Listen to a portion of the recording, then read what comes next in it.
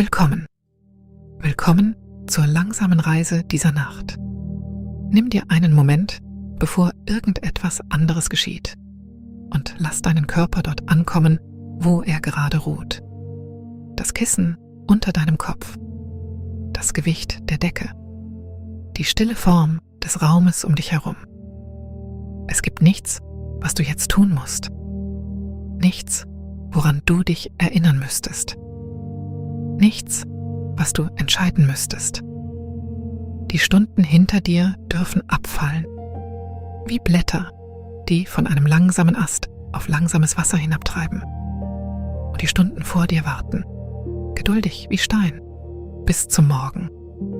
Für den Augenblick gibt es nur dies, deinen Atem, der sanft hineinströmt und sanft hinaus, hinein und hinaus.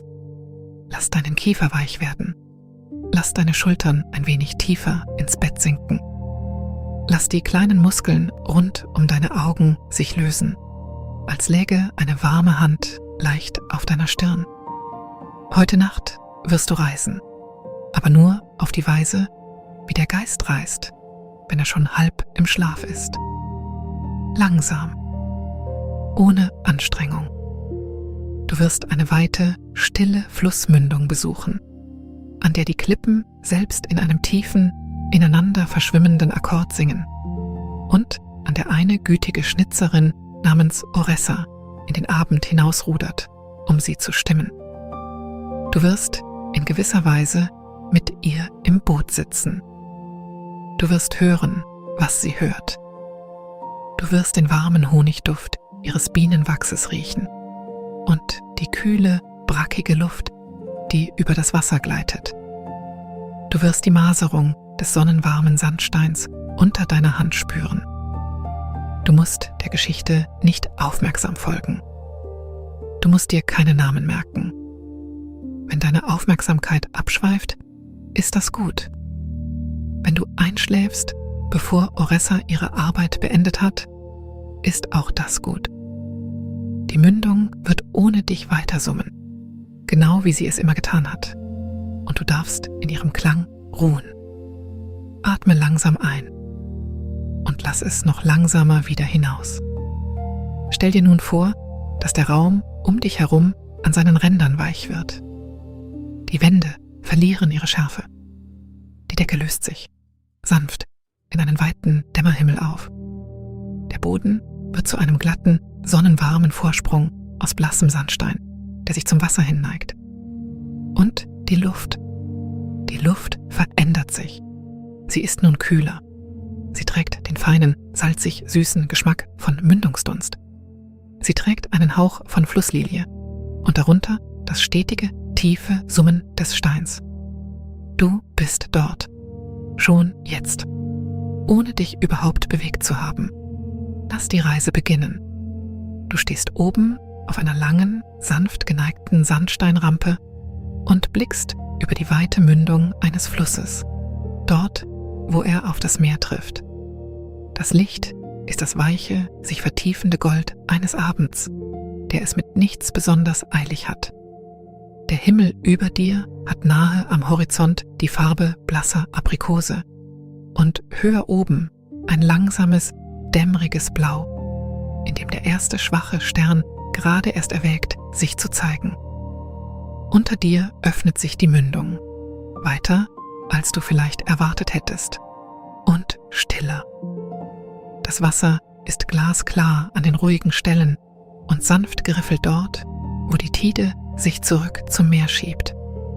Lange, niedrige Klippen aus blassem Sandstein schwingen an beiden Ufern entlang, in der Farbe von Sahne und altem Bernstein.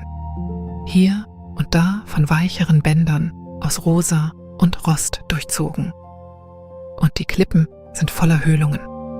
Hunderte, vielleicht Tausende. Aushöhlungen jeder Größe, über Jahrhunderte vom geduldigen Atem der Tide in den Stein getragen. Manche sind nicht größer als deine Faust. Manche sind weit genug, dass ein kleines Boot hineinrudern könnte. Und wenn das Wasser steigt und fällt, bewegt sich die Luft in jeder Höhlung und die Klippen singen. Es ist keine Melodie, es ist ein Akkord. Ein großer, langsamer, ineinander verschwimmender Akkord aus tiefen Tönen, wie die längsten, sanftesten Noten einer riesigen Orgel, gespielt vom Meer selbst. Manche Höhlungen geben einen tiefen Bass, so tief, dass du ihn eher in der Brust spürst, als ihn zu hören. Andere geben einen weichen Mittelton, warm und rund. Einige wenige singen höher, wie eine Frau, die in einer fernen Küche über ihre Arbeit summt. Und alle verschmelzen und verschieben sich, während die Tide wandert. Du stehst lange still und lauschst. Der Akkord rollt durch dich hindurch. Es ist der Klang, den ein ruhiges Herz machen könnte, wenn ein ruhiges Herz aus Stein und Wasser wäre. Unter deinen nackten Füßen ist der Sandstein noch warm vom Tag. Du kannst seine feine Maserung spüren, das leise Kratzen, die Art, wie er die Wärme der Sonne langsam und großzügig zurückgibt. Du krümmst die Zehen darin ein. Du lässt dein Gewicht ruhen. Die Luft riecht nach brackigem Wasser, nach feuchtem Moos, nach fernen Flusslilien und, näher, nach Bienenwachs, honigwarmem Bienenwachs. Irgendwo in der Nähe hat jemand damit gearbeitet. Du blickst die Rampe hinunter. An ihrem Fuß, dort, wo der Sandstein das Wasser berührt, ist ein kleines, flachbödiges Boot an einen mit dickem grünem Moos umwachsenen Steinpoller gebunden. Das Boot hat die Farbe alter Butter mit einer einzigen niedrigen Bank, einer aufgerollten weichen Leine und einer verhüllten Laterne, die an einer gebogenen Stange am Bug hängt. Die Laterne ist noch nicht entzündet. Sie wird es sein, wenn das Licht weiter abnimmt. Neben dem Boot, auf dem breiten, warmen Vorsprung aus Sandstein, kniet eine Frau. Das ist Oressa. Sie ist die Tidenflötenschnitzerin, die diesen Abschnitt der Mündung pflegt. Und heute Abend bereitet sie sich auf die Ausfahrt vor. Du beobachtest sie ruhig von dort, wo du stehst. Sie hat keine Eile. Sie hat vielleicht nie Eile gehabt. Ihr Haar ist von dem weichen Graubraun des Treibholzes in einem losen Zopf über eine Schulter gelegt. Ihre Kleidung ist schlicht, eine lange Tunika aus ungefärbtem Leinen, die Ärmel zurückgekrempelt und eine Hose an den Waden geschnitten, zum Warten. Um ihre Taille liegt ein breiter Segeltuchgürtel und an dem Gürtel hängen kleine Werkzeuge, eine Weidenraspel, vom Gebrauch blass und seidig geworden, eine kurze Klinge mit abgerundeter Spitze, eine Rolle weichen Bindfadens und eine kleine flache Dose, nicht größer als ihre Handfläche, in der sie ihr Bienenwachs aufbewahrt.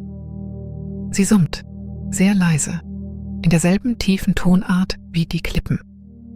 Sie prüft ihre Werkzeuge, eines nach dem anderen, mit der langsamen Geduld eines Menschen, der dies vielleicht schon an 1000 Abenden getan hat und erwartet, es noch an 1000 weiteren zu tun.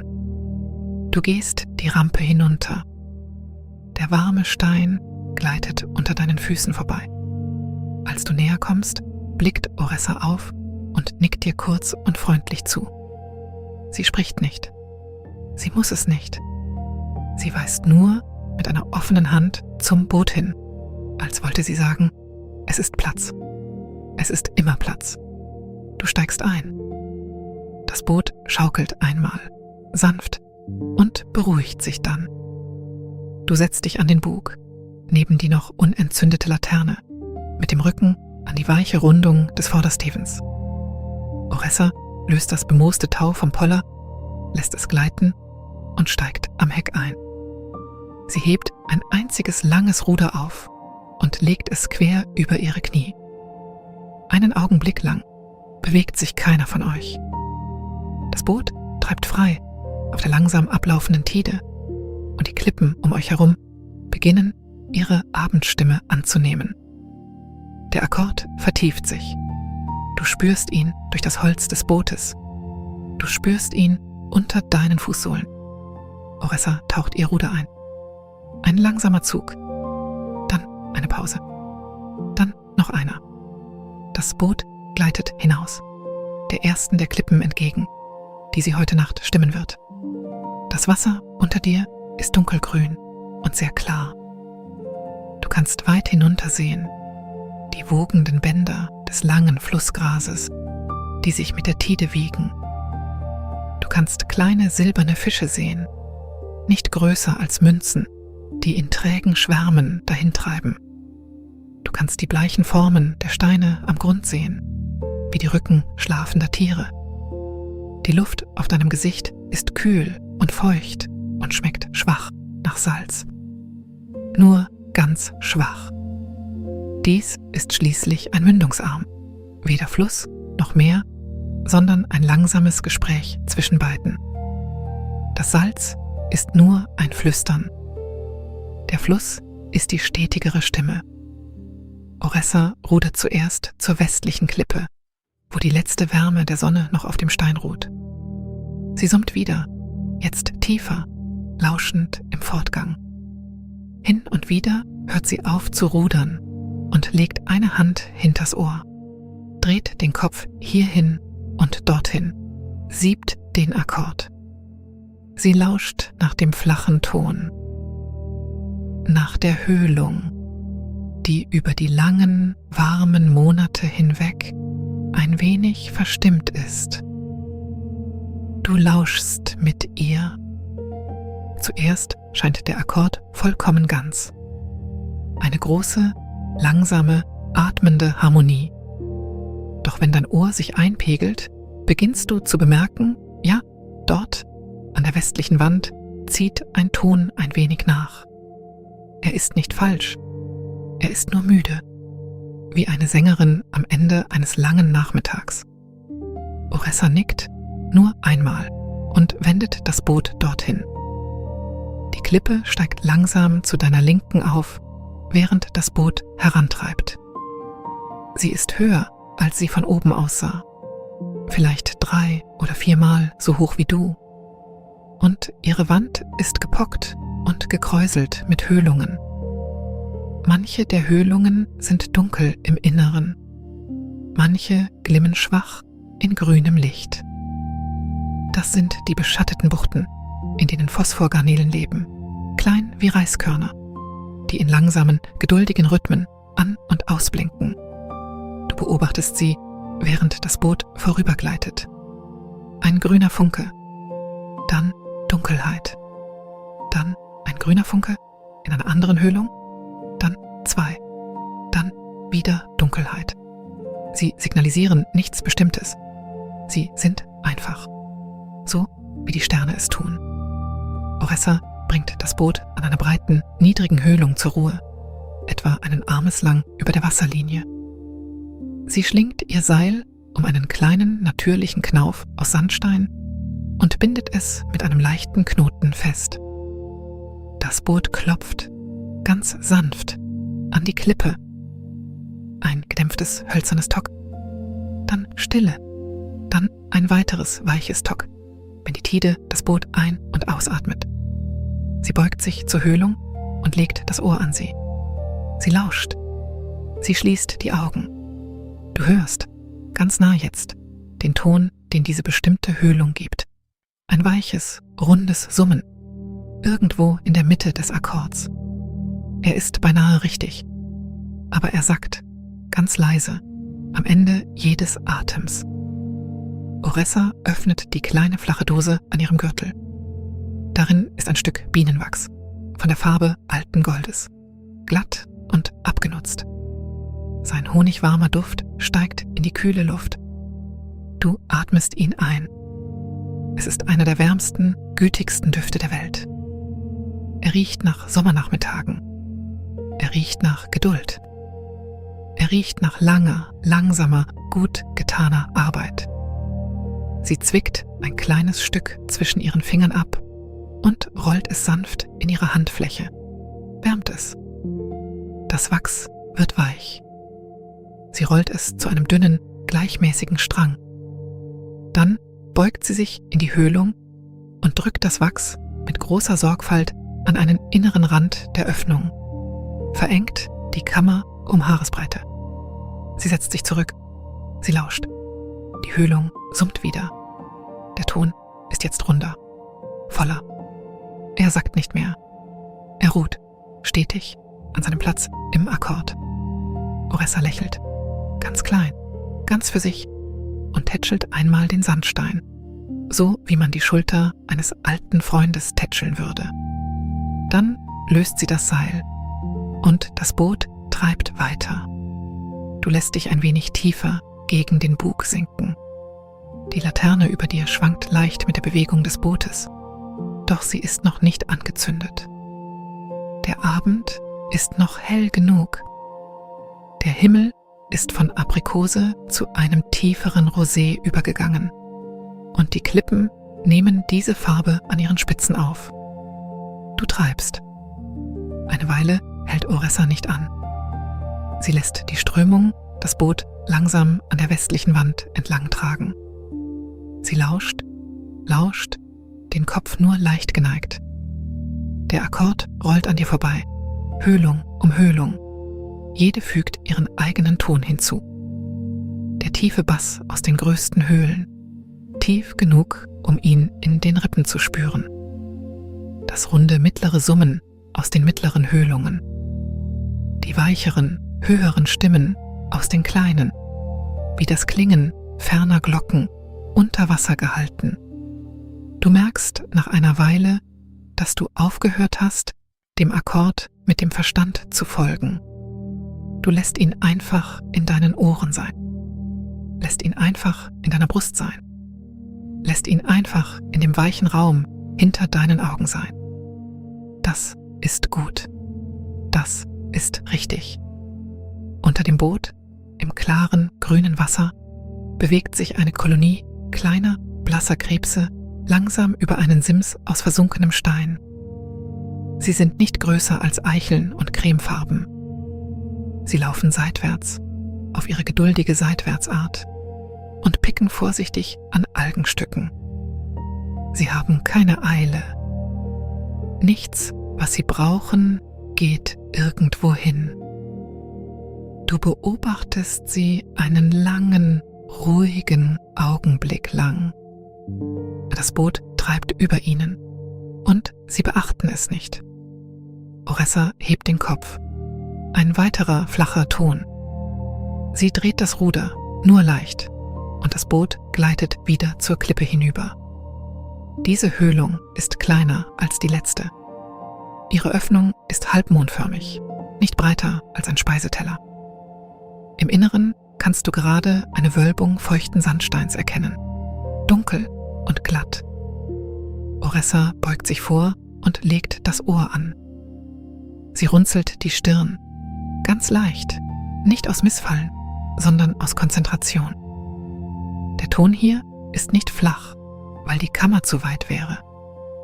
Er ist flach, weil die Lippe zu rau ist. Sie nimmt die Weidenraspel von ihrem Gürtel. Es ist ein kleines Werkzeug, nicht länger als ihre Hand, mit einem abgegriffenen, blassen Griff und einer sanft gezahnten Kante. Sie befeuchtet sie im Fluss. Sie beugt sich in die Höhlung und beginnt, die Raspel ganz langsam an der inneren Lippe der Öffnung entlang zu ziehen. Der Klang ist weich. Ein langes, leises Scha-Schaben. Dann eine Pause. Dann noch ein Scha-Schaben. Es ist der sanfteste Klang. Wie eine Hand, die ein Laken glättet. Wie ein Atem an einem Kissen. Ein feiner, blasser Staub treibt aus der Höhlung und legt sich auf die Wasseroberfläche, in einem kleinen Ring.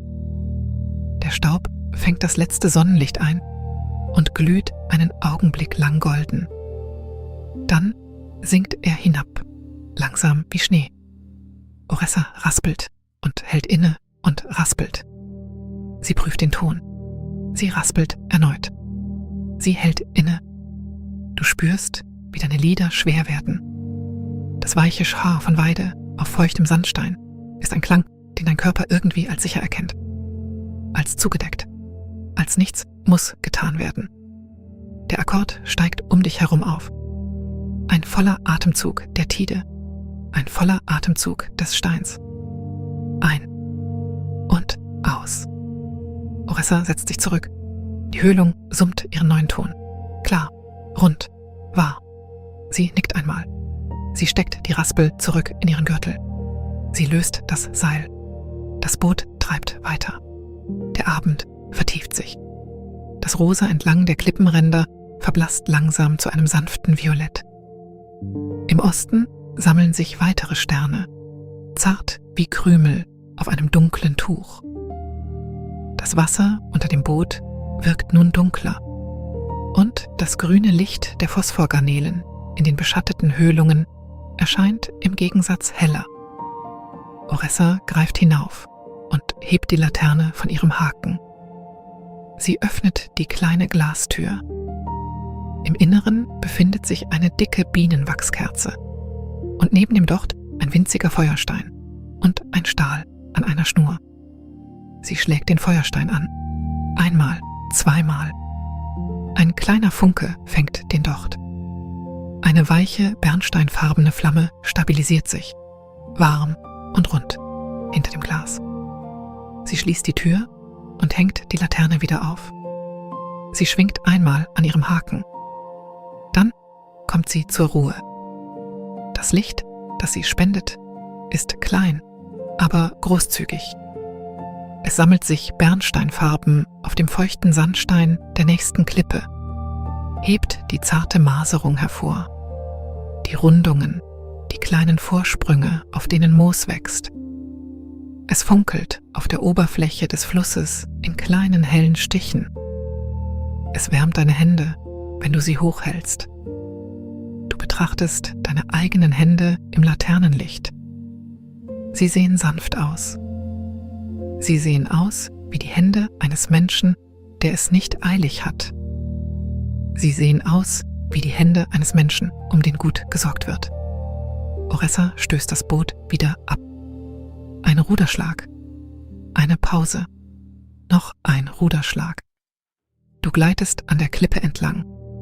Der Akkord wandert mit dir.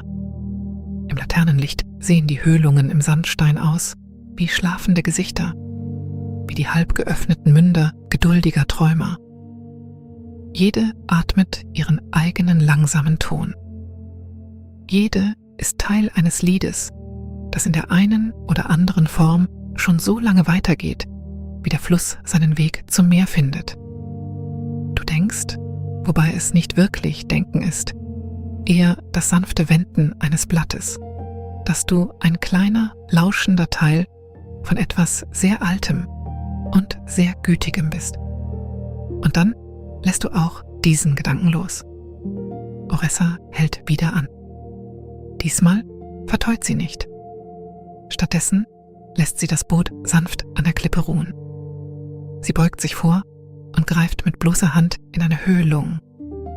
Sie zieht ihre Hand langsam heraus und hält ein wenig Flusswasser in der hohlen Hand. In ihrer Handfläche liegen 3 winzige Krabben, knopfgroß. Sie haben in der Höhlung geruht. Sie lächelt ihnen zu, so wie man einer schlafenden Katze zulächeln würde. Sie senkt ihre Hand langsam ins Wasser und lässt sie davon schwimmen. Sie paddeln ruhig und unverwundert davon. Dann verrichtet sie ihre Arbeit. Ein kleines Stück Bienenwachs in der Handfläche gewärmt. Ein vorsichtiges Drücken im Inneren der Höhlung. Ein Lauschen. Ein Nicken. Der Akkord vertieft sich. Eine weitere Stimme zur Ruhe gebracht. Sie rudert weiter. Zwischen den Haltepunkten ist das Treiben jetzt länger. Die Strömung hat sich verlangsamt, da die Tide nahe ihrem Tiefpunkt innehält und das Boot scheint sich kaum zu bewegen. Du schwebst, beinahe still, in einer weiten, großen Schale aus Stein und Wasser und dämmerndem Himmel.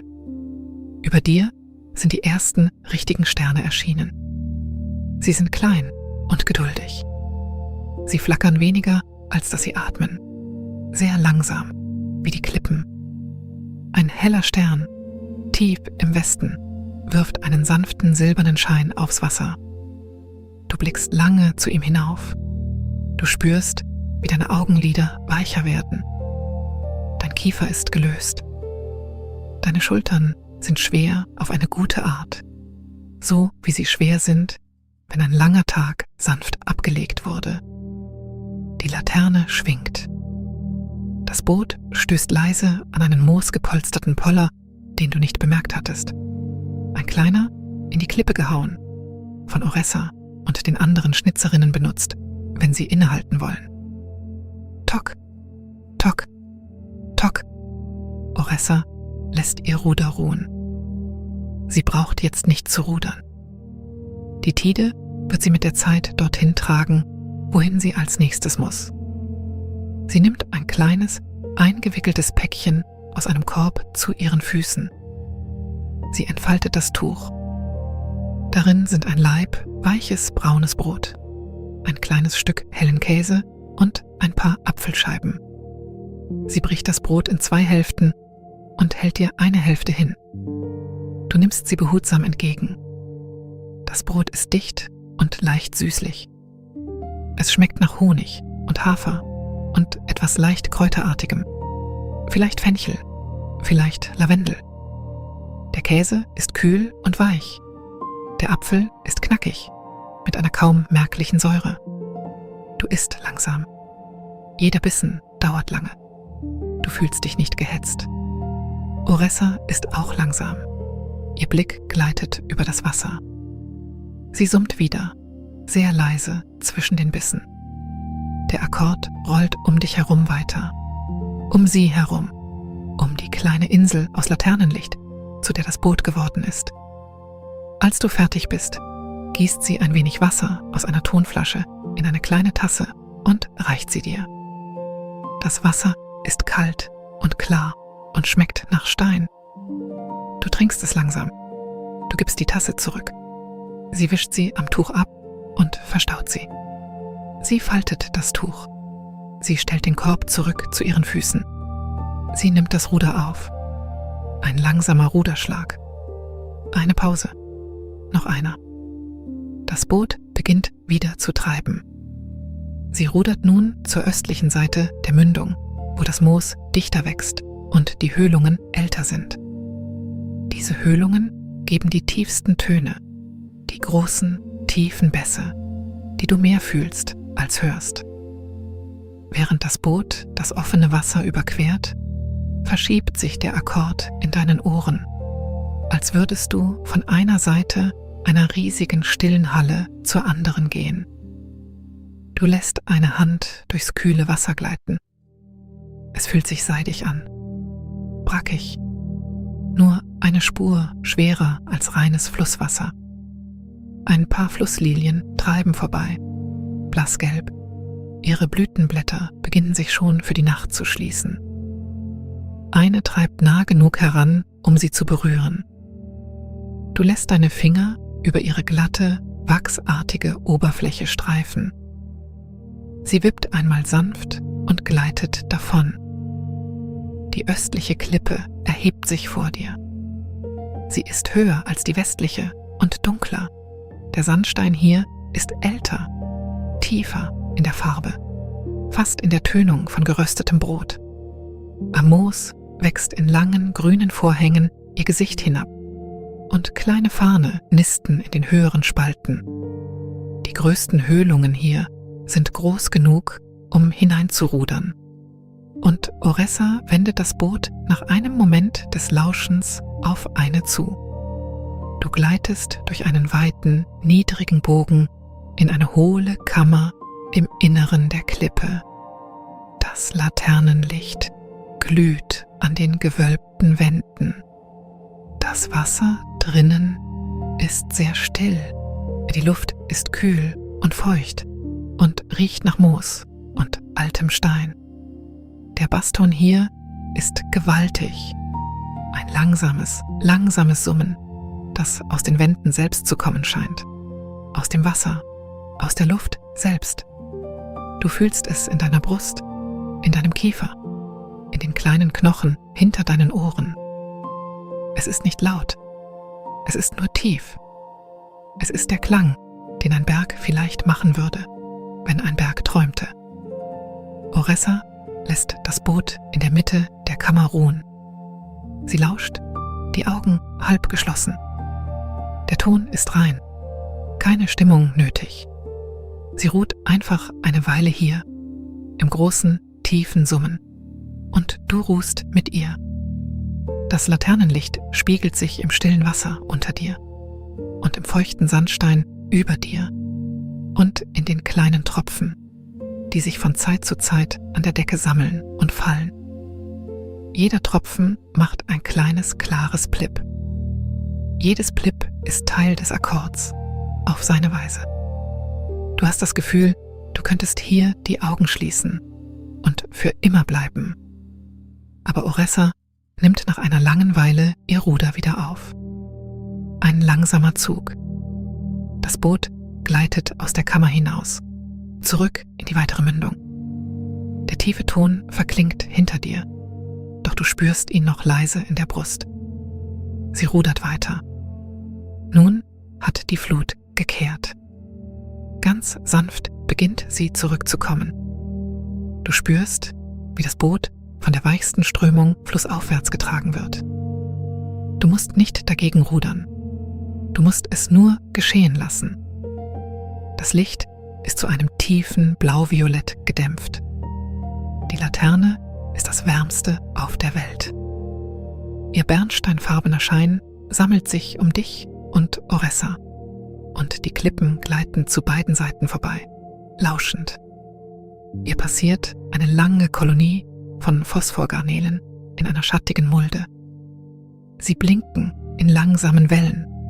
Erst eine Ecke der Mulde, dann eine andere, dann ein Streuen quer durch die Mitte. Blassgrün, so blass, wie die Erinnerung an Grün. Du siehst ihnen lange zu und sie machen weiter, geduldig wie eh und je. Oressa hält an einer weiteren Mulde. Sie lauscht. Sie drückt ein kleines Stück Bienenwachs hinein. Sie lauscht erneut. Sie nickt. Sie hält an einer weiteren. Sie schabt ganz sanft. Das leise Schah. Die Pause. Das Sch. Der feine Staub auf dem Wasser. Golden im Laternenlicht. Der neue, runde Ton, der sich in den Akkord einfügt. Sie hält an einer weiteren. Sie tut hier nichts, als eine Hand auf den warmen Stein zu legen und die Augen zu schließen. Diese Mulde braucht keine Stimmung. Sie muss nur anerkannt werden. Oressa ist die Art Schnitzerin, die den Unterschied kennt. Du bemerkst nach einiger Zeit, dass du den Überblick verloren hast, wie viele Mulden sie schon versorgt hat. Es spielt keine Rolle. Die Arbeit hat ihren eigenen Rhythmus. Der Akkord hat seinen eigenen Atem. Halten, lauschen, mildern, weiterziehen, halten, lauschen, mildern, weiterziehen. Das Boot treibt entlang der langen, sanften Krümmung der östlichen Klippe. Der Akkord rollt unter und um dich herum. Die Laterne schwankt. Das Boot stößt ganz leise gegen die Klippe, jedes Mal, wenn Oressa innehält. Tok, tok, tok. Du beginnst zu spüren, dass auch du gestimmt wirst. Ein kleiner Ton in dir, der über den Sommer hin müde geworden war, findet zurück an seinen Platz. Du wusstest nicht, dass er verstimmt war. Du weißt jetzt nur, dass er sich einfügt. Du atmest langsam ein. Und du atmest noch langsamer aus. Oressa hält an einer Mulde, etwa so groß wie eine Suppenschüssel, tief in der Klippe, knapp über dem Wasserspiegel. Sie beugt sich vor, lauscht und runzelt sanft die Stirn. Diese hier ist zu hoch, nicht zu tief. Sie sinkt ein Haar zu hoch. Sie nimmt die kleine gerundete Klinge von ihrem Gürtel, taucht sie in den Fluss und kratzt ganz leicht eine winzige Linie getrockneter Mineralien vom inneren Rand der Mulde. Eine blasse Kruste löst sich und fällt herab. Sie lauscht. Der Ton senkt sich, um ein halbes Haar. Sie schabt noch einmal, ganz leicht. Der Ton fügt sich vollständig ein. Sie nickt. Der Akkord zieht weiter, vollständiger als zuvor. Du lässt deinen Kopf an die weiche Rundung des Bugs sinken. Das Holz ist warm. Das Laternenlicht ist warm. Der Akkord ist warm. Die Nacht ist kühl an deinen Wangen, aber alles im kleinen Kreis des Bootes ist honigwarm, bienenwachswarm. Oressa rudert weiter, ein langsamer Zug, eine Pause, noch einer.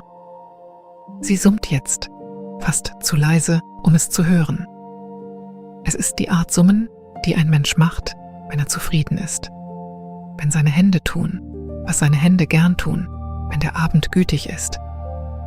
Dir fällt auf, dass du schon lange an nichts mehr außerhalb der Mündung gedacht hast. Keine Aufgaben, keine Sorgen, keine Listen mit Erledigungen. Sie sind alle davongetrieben, wie die Flöckchen blassen Staubs auf dem Wasser. Irgendwo abgesunken, auf den weichen Grund des Flusses. Sie sind nicht verloren. Sie sind nur abgelegt, für jetzt. Geduldig wie Stein. Sie halten sich. Oressa rudert weiter. Die Laterne schwankt.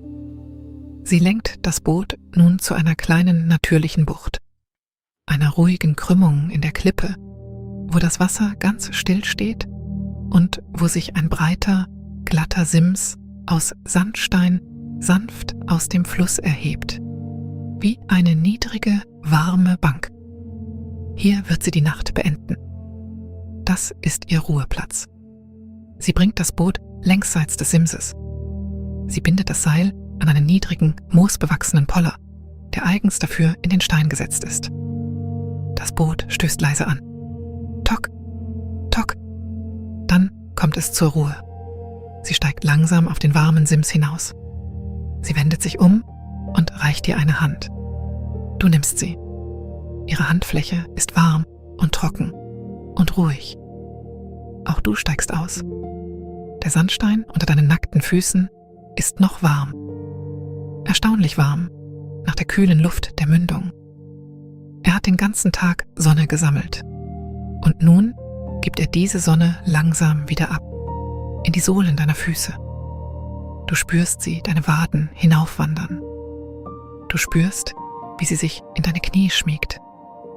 Du spürst, wie sie sich irgendwo tief in deinem Bauch niederlässt, wie ein kleines, gütiges Feuer.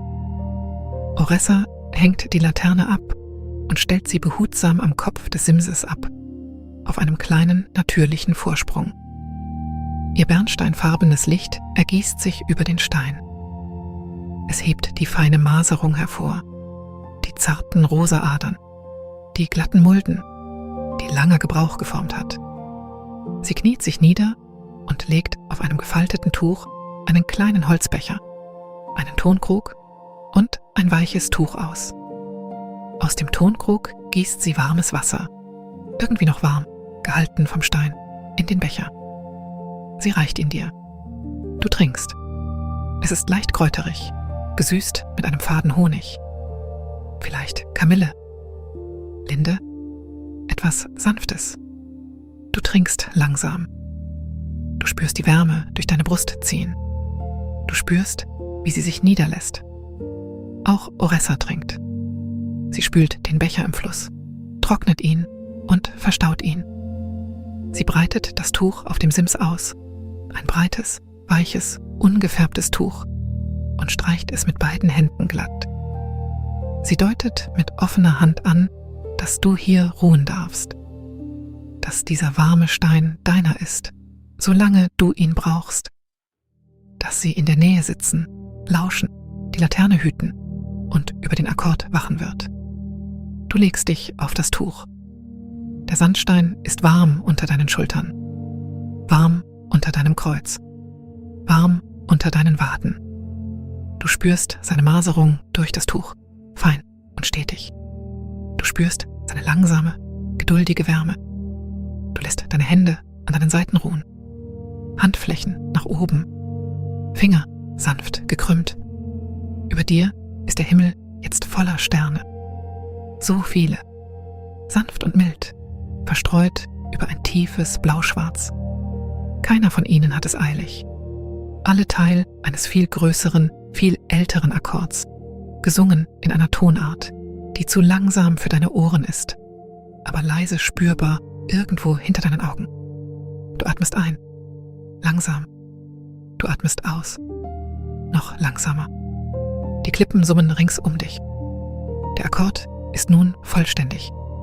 Jede Höhlung an ihrem Platz. Jeder Ton ruht dort, wo er hingehört. Der große tiefe Bass aus den fernen östlichen Kammern. Das runde mittlere Summen aus den mittelgroßen Höhlungen.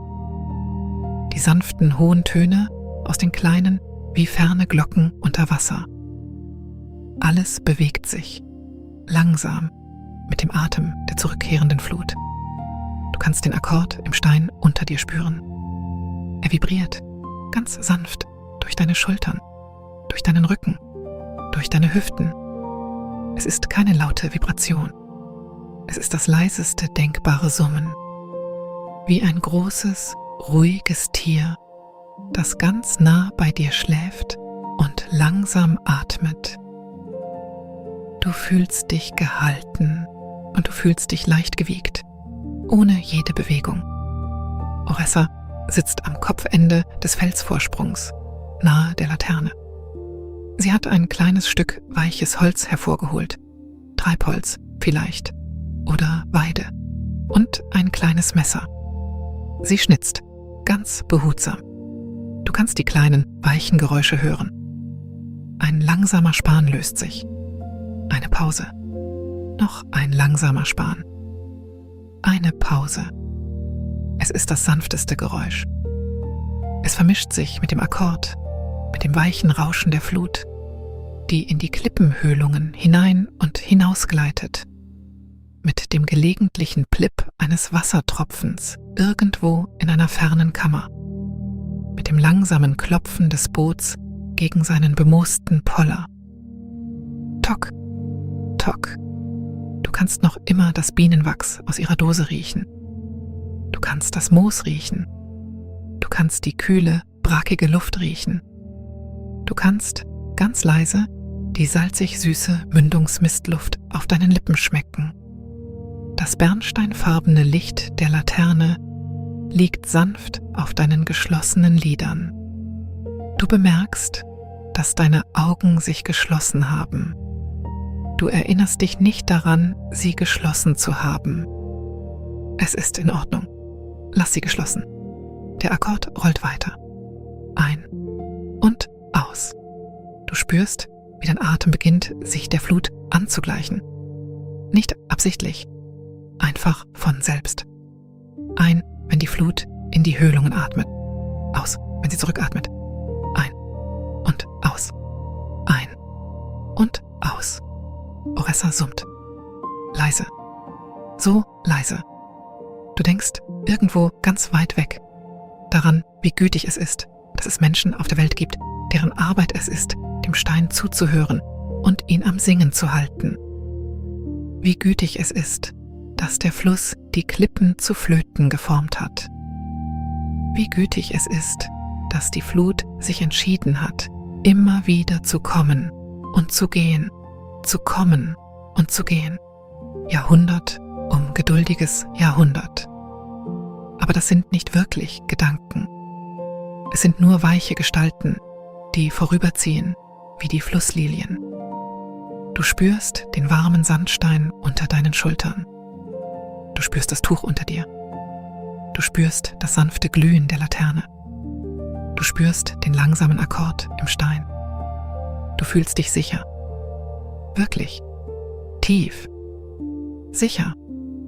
Oressa legt ihre Schnitzerei beiseite.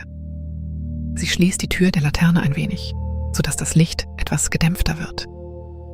Der bernsteinfarbene Schein um dich herum wird weicher. Eher wie Kerzenlicht am Bett, als wie eine Arbeitslampe. Sie sitzt still. Sie lauscht dem Akkord. Sie lässt die Nacht ihre langsame Drehung fortsetzen. Die Leuchtgarnelen in der nahen Höhlung blinken, blassgrün, in langsamen Wellen. Du kannst ihr Licht schwach durch deine geschlossenen Lider sehen. Ein sanftes, grünes Pulsieren, wie das langsame Atmen von etwas sehr Kleinem und sehr Gütigem. Das Boot klopft sanft gegen den Poller. Tock, tock. Dein Atem ist langsam, langsam, so langsam. Du kannst spüren, wie dein Körper sanft in den warmen Stein sinkt, in das weiche Tuch, in die weitere Wärme der Nacht. Du kannst spüren, wie dein Gesicht weicher wird, wie deine Stirn sich glättet, wie dein Kiefer sich löst, wie deine Zunge ruht, weich hinter deinen Zähnen, wie deine Schultern sinken, deine Hände offen, deine Hüften schwer, deine Knie locker, deine Füße warm. Der Akkord rollt weiter. Irgendwo tief in der östlichen Klippe atmet der große tiefe Basston. Ein und aus. Ein und aus. Irgendwo in einer kleinen Höhlung an der Wasserlinie summt ein weicher, runder Mittelton. Irgendwo in einer winzigen Kammer hoch im Fels klingt eine zarte, glockenhafte Stimme, sanft wie ein Stern. Alle zusammen. Ein Akkord. Ein ganzer, langsamer, atmender Akkord. Und du bist darin. Du bist sicher darin. Du kannst ruhen. Du kannst jetzt ruhen. Die Flut kommt herein.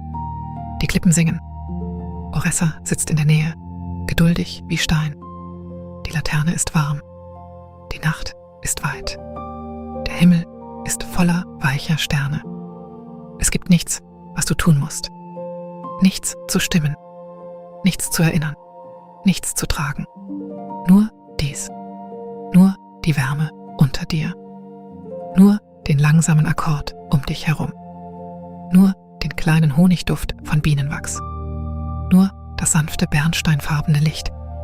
Nur das leise Rauschen der Flut im Stein. Atme ein. Langsam. Atme aus. Noch langsamer.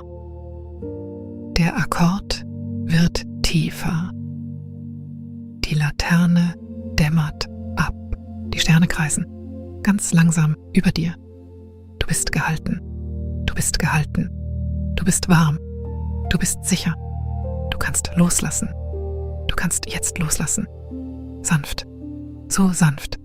Das Summen. Das Rauschen. Der warme Stein. Das Summen. Das Rauschen. Der warme Stein. Treiben. Treiben. Der Akkord atmet für dich. Die Flut atmet für dich. Oressa lauscht für dich. Du brauchst nicht zu lauschen. Du brauchst überhaupt nichts zu tun. Nur ruhen. Nur ruhen. Schlaf. Jetzt. Schlaf. Die Mündung wird weiter singen. Die Klippen werden ihren Akkord halten. Die Laterne wird ihr kleines, warmes Licht behalten. Und du wirst schlafen.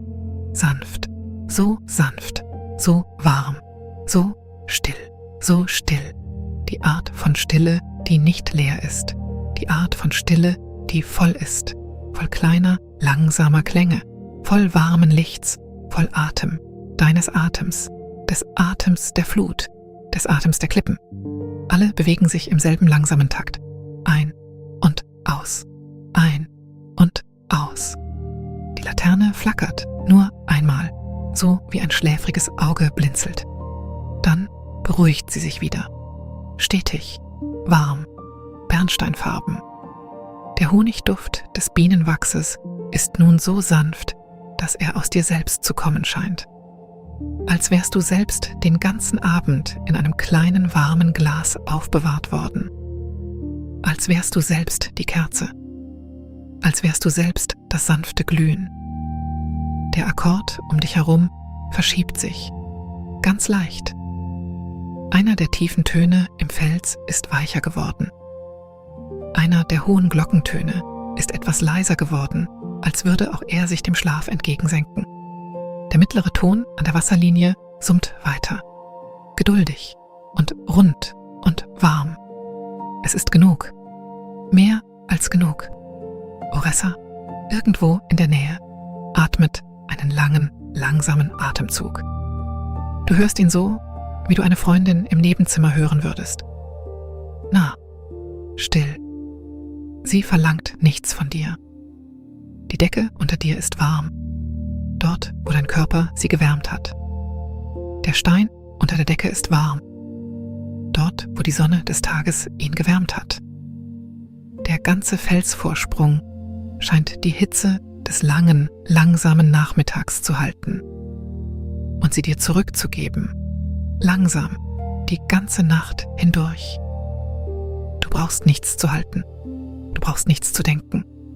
Der Stein hält dich, der Akkord hält dich, die Nacht hält dich und über allem hält der weiche, weite Himmel voller kleiner Sterne die Nacht. Schicht um Schicht des Haltens. Du bist ganz im Innersten davon. Klein, geborgen, warm. Ein wenig Salz kommt mit der Luft herein. Ein wenig Zedernduft von irgendwo den Pfad hinauf. Ein wenig Honig aus der Laterne. Das sind die Düfte des Ortes, an dem du schläfst. Du darfst sie behalten. Du darfst sie sanft mit in deine Träume hinübertragen. Die Flut kommt noch immer langsam herein. Du kannst hören, wie sie sich an die unteren Steine legt.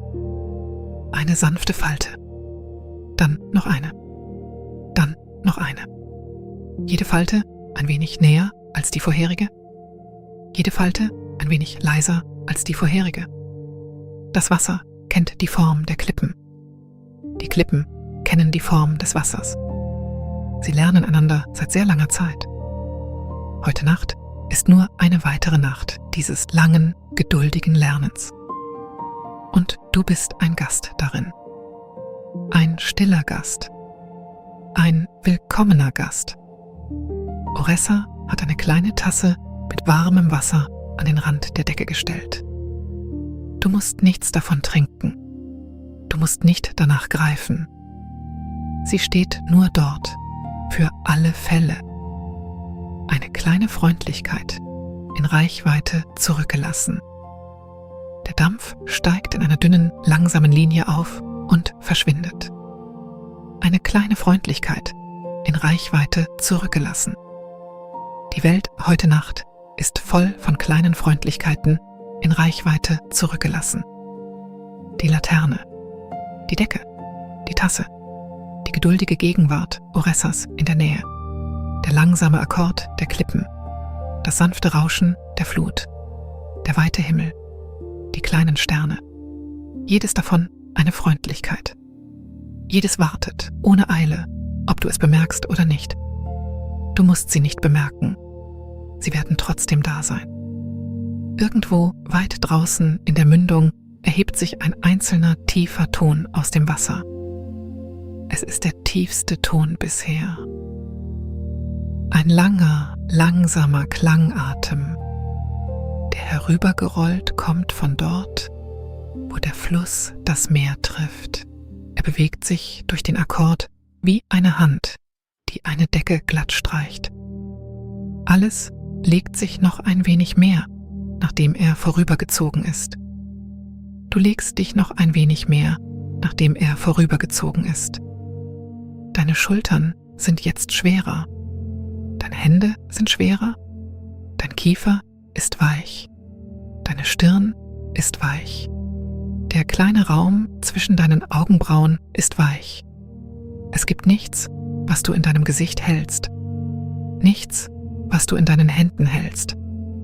Nichts, was du in deiner Brust hältst. Der Akkord übernimmt das Halten. Der Akkord übernimmt das Halten für dich. In der höchsten Kammer des Felsens erklingt die glockenhafte Stimme noch einmal. Ganz leise, als wollte sie Gute Nacht sagen. Sie braucht keine Antwort. Sie markiert nur die Stunde. Eine Stunde ohne Zahl. Eine Stunde, geformt wie eine kleine Glocke. Und dann fort. Die Laterne wird noch eine winzige Spur dunkler. Du kannst ihre Wärme spüren, auch wenn das Licht weicher wird. Als faltete sie sich kleiner zusammen, ließ sie sich näher um ihren eigenen Docht nieder. du kannst dich auch kleiner falten. Oder du kannst genau so bleiben, wie du bist. Du musst dich nicht bewegen. Du musst nichts wählen. Die Flut faltet sich erneut. Faltet sich erneut. Faltet sich erneut. Jede Falte ein wenig weicher. Irgendwo, vielleicht in deiner Brust, summt ein kleiner, langsamer Ton mit dem Akkord mit. Du hast ihn nicht dorthin gesetzt. Er ist von selbst gekommen. Er ist der Ort, an dem dein Atem und der Atem der Klippe einander begegnet sind. Du darfst ihn summen lassen. Du musst ihm nicht zuhören. Er wird weiter summen, ob du zuhörst oder nicht. So singen die Klippen. Nicht, weil jemand zuhört, nur weil es in ihrer Natur liegt, in stillen Nächten leise mit der Flut zu klingen. Heute Nacht bist du Teil ihrer Natur. Heute Nacht bist du eine der kleinen, warmen Mulden im Stein. Der Akkord zieht durch dich hindurch und wieder hinaus. Hinein und hinaus. Hinein und hinaus. Langsam. So langsam. Oressa, am Rand des Laternenlichts, hat den Kopf gesenkt. Ihre Hände liegen locker gefaltet in ihrem Schoß. Sie schläft nicht. Sie ruht nur auf die Weise, wie geduldige Menschen ruhen. Gegenwärtig, sanft, ohne Eile. Wenn du etwas brauchtest, würde sie es wissen. Du brauchst nichts. Auch das weiß sie. Mit dir ist es heute Nacht leicht, Gesellschaft zu leisten. Neben dir ist es leicht zu sitzen. Du bist selbst wie eine kleine Laterne, auf einen warmen Stein gestellt, still glühend. Die Nacht verlangt nichts von einer Laterne. Die Nacht verlangt nichts von dir. Eine Brise zieht die Klippenwand herauf, langsam und warm, riechend nach Salz und Zeder und dem fernen Grün des Marschlands.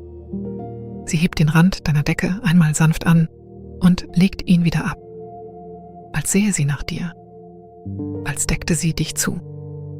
Die Brise zieht weiter. Der Akkord vertieft sich um eine winzige Spur.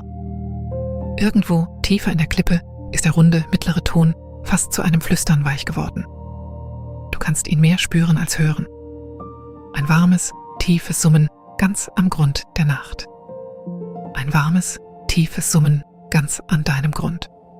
Atme ein, langsam. Atme aus, noch langsamer. Jeder Atemzug nach außen ist ein wenig länger als der Atemzug nach innen. Du musst nicht zählen. Dein Körper weiß es. Der Akkord weiß es. Die Flut weiß es. Dein Körper und der Akkord und die Flut atmen jetzt zusammen. Es gibt keine Kante zwischen ihnen. Es gibt keine Kante zwischen dir und dem warmen Stein. Es gibt keine Kante zwischen dir und dem weichen Bernsteinlicht. Es gibt keine Kante zwischen dir und dem langsamen Falten der Flut. Es ist alles eins. Ein stilles, atmendes, haltendes Eines. Und du bist darin, geborgen darin, warm darin. Du kannst noch ein wenig mehr loslassen. Du kannst noch ein wenig mehr loslassen. Die Laterne wird wieder dunkler. Das Bernsteinlicht ist jetzt sehr weich. Gerade genug, um die Wölbung des Steins zu sehen, den Rand der Decke, die stille Gestalt Oressas. Gerade genug, keinen Hauch mehr. Oben kreisen die Sterne. So langsam, so geduldig. Du musst ihnen nicht zusehen. Sie werden weiter kreisen. Sie kreisen seit sehr langer Zeit. Du bist heute Nacht nicht zuständig für die Sterne. Du bist heute Nacht für nichts zuständig. Was für eine sanfte Sache das ist, für nichts zuständig zu sein. Nur eine kleine, warme Gestalt auf einem warmen Vorsprung aus Stein zu sein. In einem langsamen Akkord, in einer weiten Nacht. Darin kannst du ruhen. Darin kannst du ruhen. Die Flut faltet sich. Der Akkord summt. Die Laterne glüht. Die Sterne kreisen. Die Flut faltet sich. Der Akkord summt. Die Laterne glüht. Die Sterne kreisen. Ein kleines Muster. Ein langsames Muster. Ein Muster, dem dein Atem sich angeschlossen hat. Du bist jetzt Teil des Musters. Du bist jetzt Teil des Musters. Ein langer, langsamer Ton steigt irgendwo hinter dir aus dem Fels. Es ist die Klippe selbst, die sich weiter in die Nacht hineinsetzt. Du spürst ihn durch die Decke mehr, als dass du ihn hörst. Ein langes, warmes, tiefes Brummen, wie ein großes, geduldiges Wesen, das im Schlaf atmet. Die Klippe schläft. Die Klippe schläft und du schläfst mit ihr. Die Tide schläft auf ihre langsame Weise. Die Sterne sind wach, aber sie sind still. Oressa ist wach, aber sie ist still. Die Laterne ist wach, aber sie ist still. Alles, was heute Nacht wach ist still. Alles, was heute Nacht schläft, ist warm. Du bist irgendwo dazwischen. Gleitest sanft, wie ein kleines Boot, das behutsam in eine ruhige, dunkle Bucht hinausgeleitet wird. In diesem Boot sind keine Ruder. Es gibt nichts zu steuern. Die Strömung ist freundlich. Die Strömung weiß, wohin sie dich tragen soll. Du kannst dich im Boot zurücklehnen. Du kannst die Augen schließen. Du kannst das kleine, langsame Wiegen spüren. Du kannst die warme Luft um dich herum spüren. Du kannst den Akkord hören. Sanft und fern jetzt. Wie ein Lied aus einem Haus, das du einmal kanntest. Das Boot treibt. Das Boot treibt. Der Akkord wird weicher. Der Akkord wird weicher. Weit entfernt klingt der Glockenton noch einmal. Kleiner jetzt. Ein Punkt aus Klang. Ein Stern aus Klang. Dann Stille. Dann Stille. Nur das langsame, mittlere Summen an der Wasserlinie. Nur das langsame, lange Schwingen der Klippe. Nur dein Atem. Nur die Tide. Faltend. Faltend. Faltend. Die Laterne wird wieder dunkler, um eine winzige Spur. Fast nichts. Fast nur noch Wärme. Du kannst nicht mehr sagen, wo die Laterne endet und wo die Wärme des Steins beginnt. Du kannst nicht mehr sagen, wo dein Körper endet und die Decke beginnt. Du kannst nicht mehr sagen, wo dein Atem endet und der Atem der Nacht beginnt. Das ist gut. So soll es sein. So fühlt sich der Schlaf an, wenn er beginnt. Du musst ihn nicht jagen. Du musst nicht auf ihn warten. Er ist schon da. Er ist schon eine Weile da. Du bemerkst nur jetzt, wie sanft er gekommen ist. Sanft. So sanft. Die Klippen singen weiter. Die Klippen werden die ganze Nacht hindurch singen. Die Klippen haben immer gesungen. Die Klippen werden auch morgen singen. Aber du musst nicht auf morgen warten. Morgen kommt von allein. Jetzt gibt es nur diese Nacht. Nur diesen langsamen Akkord. Nur dieses warme Felsband. Nur dieses bernsteinfarbene Licht. Nur diesen kleinen Honigduft. Nur diese sich faltende Tide. Nur das. Nur das. Atme ein, atme aus. Das Ausatmen ist länger als das Einatmen. Das Ausatmen trägt dich ein wenig weiter in die Nacht hinein. Ein wenig weiter hinaus in die ruhige, dunkle Bucht. Das Boot treibt. Das Boot treibt. Ein kleiner Stern aus Klang irgendwo oben. Ein kleines, warmes Summen irgendwo unten. Du bist zwischen ihnen. Du bist zwischen ihnen gehalten. Eine Hängematte aus Klang. Eine Hängematte aus Wärme. Du ruhst darin. Du ruhst darin. Die Laterne ist jetzt nur noch ein sanfter, bernsteinfarbener Atem aus Licht. Du kannst sie kaum noch vom Dunkel unterscheiden. Aber du spürst, dass sie noch da ist. Treu, geduldig, klein, wie Oressa, wie der Stein, wie der Akkord. Alle treu, alle geduldig, alle still, alle bei dir. Du bist heute Nacht nicht allein auf der Klippe. Du bist nicht allein. Aber nichts wird von dir verlangt. Nur das. Nur, dass du ruhst. Nur, dass du dich vom Akkord halten lässt. Nur, dass du die Tide sich gegen den Fels falten lässt und dich selbst tiefer in den Schlaf hineinfaltest. Du faltest dich. Sanfte Faltung. Sanfte Faltung. sanfte Faltung. Jede Faltung etwas sanfter. Jede Faltung etwas tiefer. Der Akkord summt. Und der Akkord summt. Der Akkord summt. Du bist jetzt sehr weit weg. Sehr weit in die Wärme hinein. Sehr weit in den sanften Bernstein hinein. Sehr weit in das langsame Lied der Klippen hinein. Es gibt nichts, wofür du zurückkommen müsstest. Es gibt nichts, wofür du heute Nacht zurückkommen müsstest. Nur Schlaf. Nur Schlaf. Schlaf jetzt. Schlaf. Das Mündungsgebiet sinkt weiter.